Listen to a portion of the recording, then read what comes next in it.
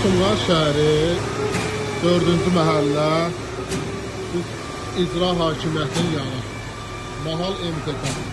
Bugün ayın 1 aprel saat 22:00. Adamlar bu günləri belə səslə küylə, yəni insanların burada normal yaşayışına bu formada maalesef elədirlər. Şirkətin işçiləridir, xəbər vermişik ki, sabahları istəsinlər. Amma yenə də buna baxmayaraq öz işlərində davam edirlər. Bununla bağlı Fövqəladaның 112 qaynar xəttinə müraciət eləmişik. Çox təəssüflər olsun ki, heç bir nəticə yoxdur. Çox xahiş edirik, artıq hamıdan xahiş eləmişik, heç bir nəticə olmuşdur. Yəqin ki, ölkə başçısı İlham Əliyev cənabları bunu görər. Bu Mahal MTK-nın bu gecə səhərə qədər işləmələrinə bir dur deyən olar yəqin.